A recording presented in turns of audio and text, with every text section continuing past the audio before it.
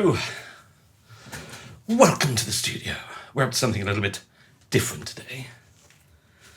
This, potentially, is the first video in a new series of videos I'm going to be doing called Let's Make a Noise, where each time I release a sound set, I'm going to show you how to make a patch that is relevant to that sound set from scratch, and go through a few things about what I like about the synth and what I like about the sound of the style of patch I'm trying to make.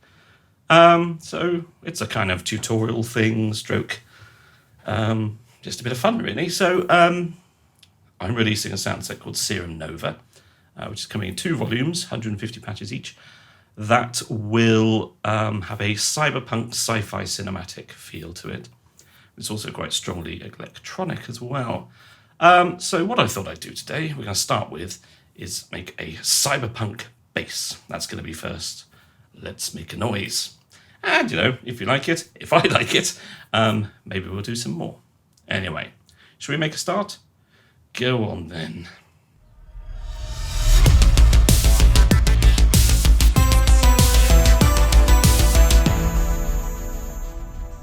So, here we have an instance of Serum with an initialized patch. Hurrah! So it just sounds like... That's a bit boring, isn't it? Isn't that boring? Yes. So, let's start and see what happens.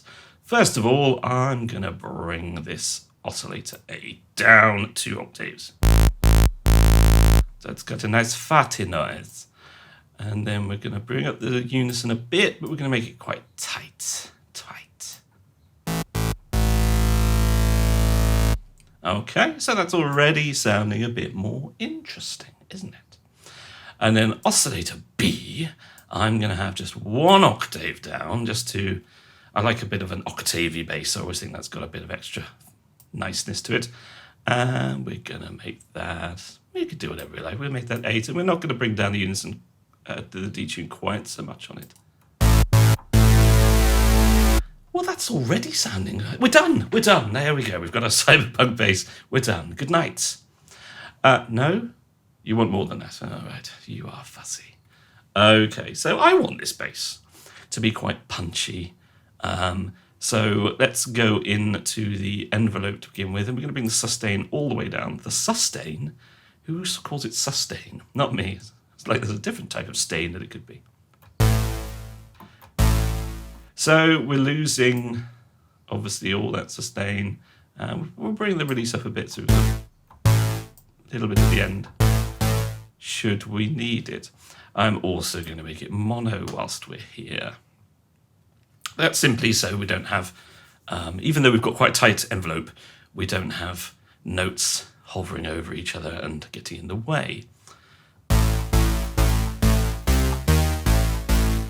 Well, I mean, it sounds all right. I mean, we've got the basics already. We'll add another little bit of detuning just here. That gives you a little bit of that extra phasey quality. What I'm also going to do is I'm just going to pop into Globe, and I'm going to reduce the width right down to about 30 on that one. I'm going to keep this one a little bit. We'll have this one at 60.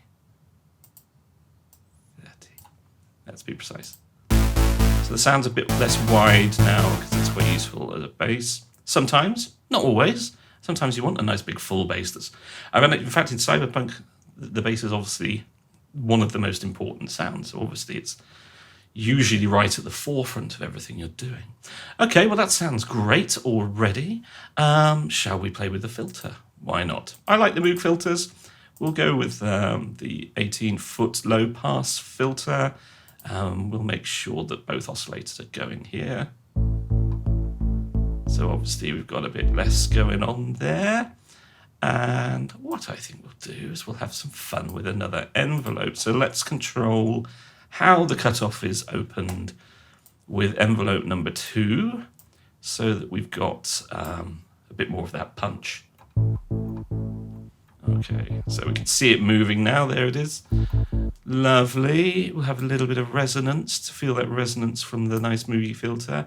We'll bring up the drive for a bit more oomph, and we'll have a little bit of fatness as well. Okay, that's already sounding a little bit nicer. I'm going to bring the punch down a bit.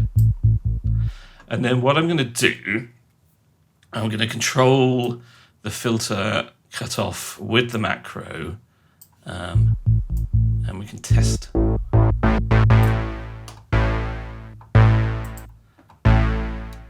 Okay, so we've got it opening now, so now let's control the shape. No sustain again. A little bit of extra decay, I think. A little bit.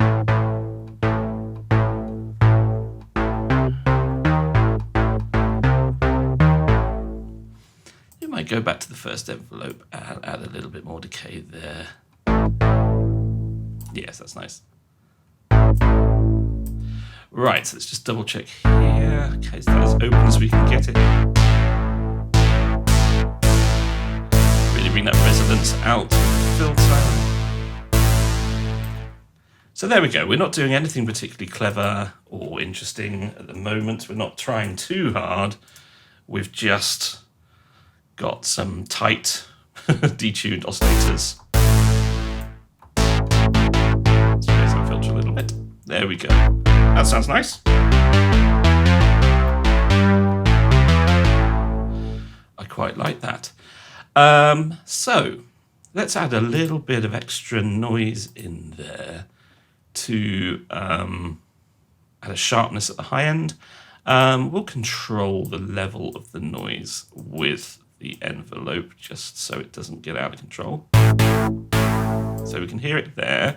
We're going to bring it into the filter so it doesn't just sound like a weird hiss on top. There we go. So we're beginning to hear it quite nicely there. And obviously we've got lots of different noise options to choose from. We'll go with the ARP circuit, not for any particular reason, just that I like the sound of it. Great. So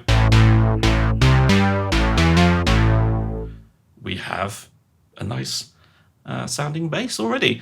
Right, sub. Now, we've got some options with the sub. What should we do with the sub? Now, we can have it thumped down really low. Or we can have it a little higher and supporting oscillator B rather than oscillator A. And what I'm going to do is I'm going to send it into the filter as well. And bring it down here. And I'm going to control this with the envelope as well, but we're going to have it quite open so we hear it properly. So that adds a little bit of thump, not too much. And that's using, obviously, the sine wave, which is kind of the thumpiest. Now, we can always have it coming direct out here, so it bypasses the filter and also bypasses all the effects. So we hear it a little more clearly. But what we could do is, because we're using saw waves here, and I've used saw waves here just because just using default waves just to start with, just to show you that it can be done with anything.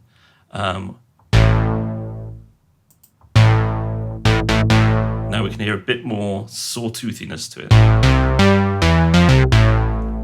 So we just isolate the sub. So it's not really doing a sub job there, it's more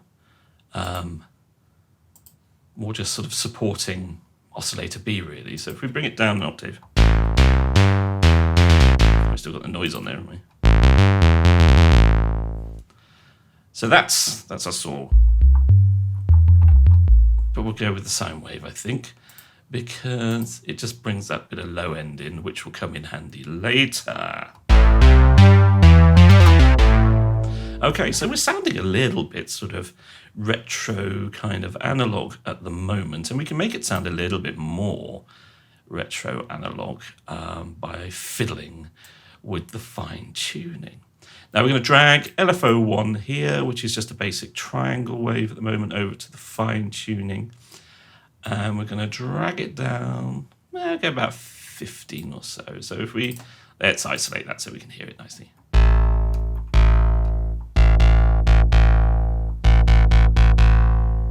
So we can hear quite a nice quick wobble. Let's bring it up a bit. Okay, I like that actually, that's nice. And let's do the same for oscillator B. We're going to do that on the fine tune. And I'm going to bring them both in the same direction because I don't want this wobble. I want this to be more like drift rather than detune. So I want it to be going in the same direction. Otherwise, it's just going to make it sound more detuned. Right, we like that. Together? That's nice. Okay. And then we bring the sub and the noise back in. I might actually just bring that noise down a little bit. It's a little harsh at the moment. And we haven't got the filter all the way open either. Right, so there's the basis of Cyberpunk bass.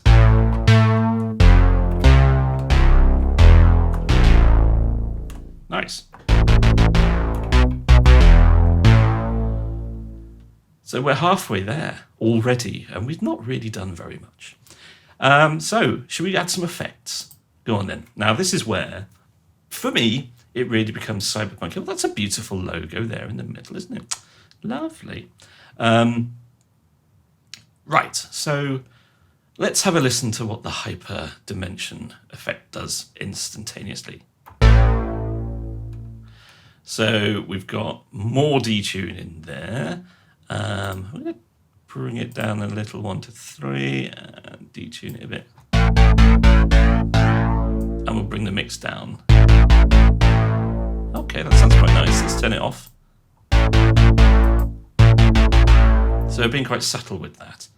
The dimension, we could add a little space that we've taken away with the width. Very subtle again. Distortion. Now, it ain't a cyberpunk bass without a bit of distortion, right? So let's see what we can do with this. Now, my favorite distortion for cyberpunk stuff is definitely the diode style distortions. They've just got a nice kind of gnarliness that really works. So like this. Okay, so we're straight into some proper territory. So without the distortion, it's a nice kind of hybrid digital analog bass, but with the distortion,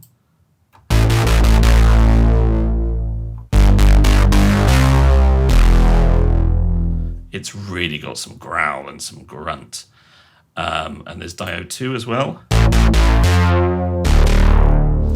which has a similar amount of grunt, but feels a little more controlled to me. There's a bit of fire in the belly of diode 1.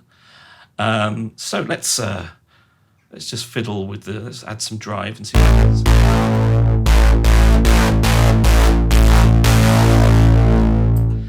So I'd say we're not getting a huge amount extra there. But I like it. Okay, so I'm actually going to bring the envelope decay down. I'm just going to reset it again. A little bit.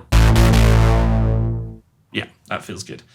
Okay, so the next thing that I find very important for cyberpunk basses with Serum is the compressor. And that is using the multiband option. So with adding the compression, and as we've just turned it on, normal compression.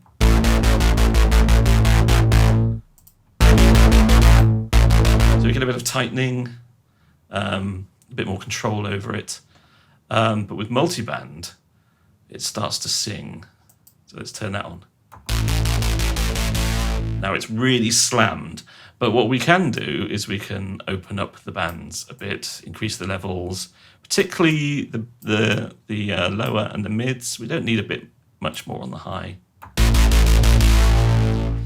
And then we can make up for what we've lost a bit in aggression and volume. Again, there we go.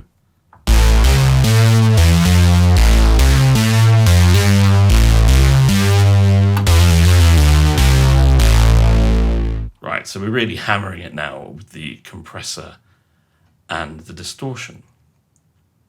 So that sounds good. Do we like it? Okay. EQ, we can add a little bit of bottomy thump. We increase the Q a bit so it's just at the bottom. Nice, okay. Now you're only going to hear that properly. Let's bring the frequency down a little bit. You're only going to hear that properly if you're listening to this through good headphones or through your studio monitors. And, you know, let's add a little bit at the top end as well.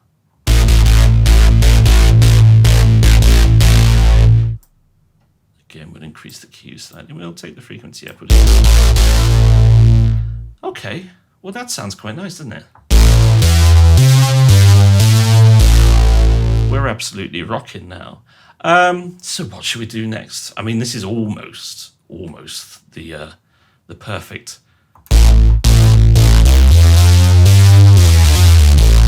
cyberpunk bass for me. We could add a little bit of reverb. We could go with, I think probably we'll go with a short decay hall, and we'll take that's a low cut in there. It's quite nice to have the spin in there because it adds a bit of modulation. So we've got a little bit of room space there. You can just about hear it. Now what we can do, if you move the reverb in front of the multiband compressor, it really accentuates the reverb. So you get that sort of almost metallic sting of reverb after it. We'll not have it now, but it's quite a fun thing to do if you want. And it has a similar effect on delays. What I think we're going to also add here is some flanger, because I think that flanging sound is quite cyberpunky, it's quite sci-fi. So let's hear what that sounds like. That's probably a bit too much, isn't it?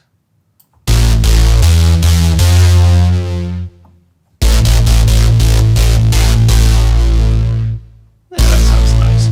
Now what we can do is we can have some control over the flanger.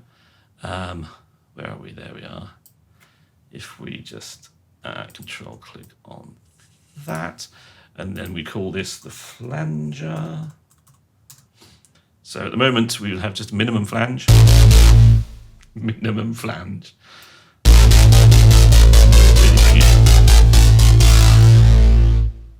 And then if we bring it to there, then we know where it is, right? And we can add some control over the distortion.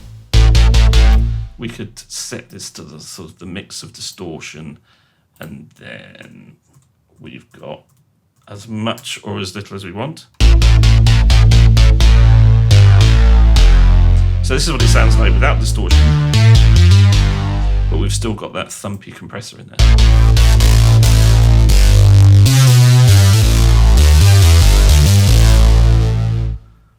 Lovely. And then what we could also do, which might be quite fun, is to... Now we've got a couple of ways we could do this. Let's bring in a high-pass filter, which I think is quite nice for effects on this sound.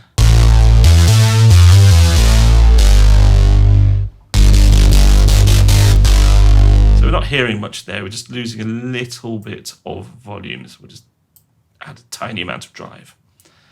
And then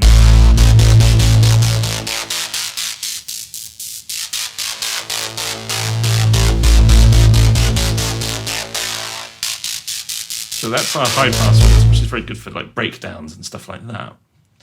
But I don't know, I think it's not quite working for me. What I'm going to try and do instead, I'm going to use the EQ as a filter. So what I'm going to do is I am going to add a bit of macro there and a little bit extra here, not too much because we're already applying a bit. And what we'll also do is we'll add the gain so it just sort of really brings out those higher frequencies just a touch so we don't lose too much energy. So we'll call this EQ filter, and let's see what this sounds like.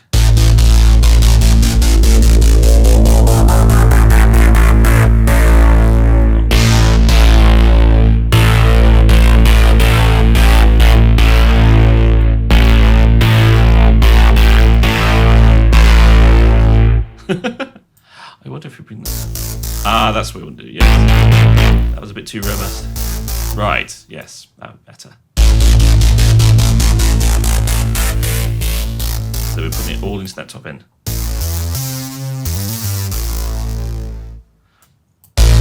Compared with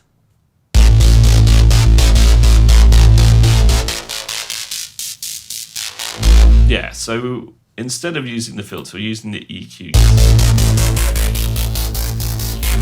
A bit more consistency and a bit more energy is retained, which I think is quite nice. Your opinion may differ. You may have preferred it as it was. So essentially, there we go. We've made a Cyberpunk bass, and I think it's quite nice and crunchy. We could always tighten this back down and see what happens.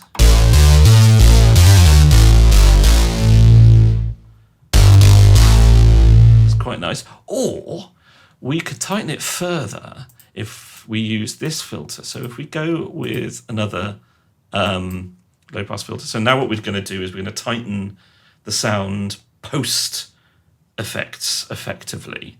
So we'll use this envelope again. And we can get the whole spectrum going in that cutoff.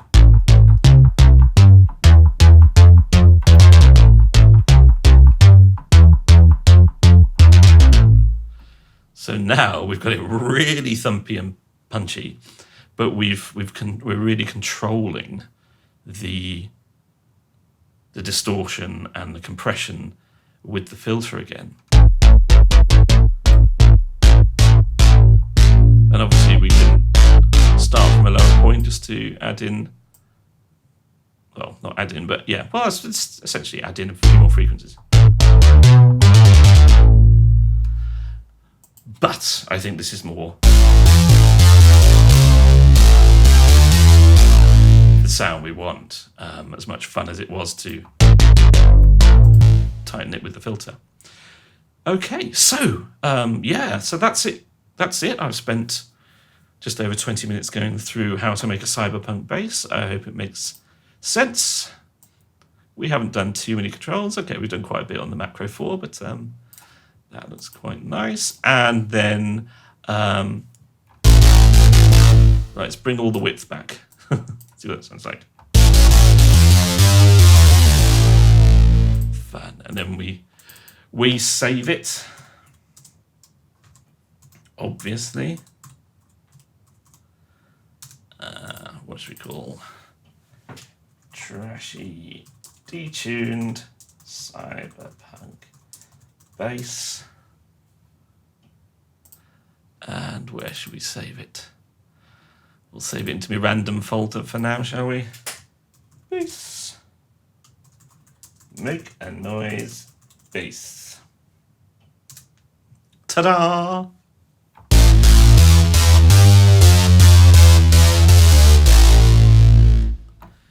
Well, I hope you found that interesting, finding out how I would make a Cyberpunk Serum bass. My naughty camera completely died halfway through for no obvious reason, but here we are at the end. So if you like the video, let me know by liking it and commenting on it, and maybe we can do some more of these. Maybe you have some suggestions for what you'd like to do to make some new sounds with different synths. Obviously keep it a synth that I know. I'm going to be doing them hopefully with each sound set that I do, but maybe we can do some others in between when time allows as well. Anyway, thanks for watching. Hope you found it interesting and useful. And like I say, comment below and let me know your thoughts. Bye-bye.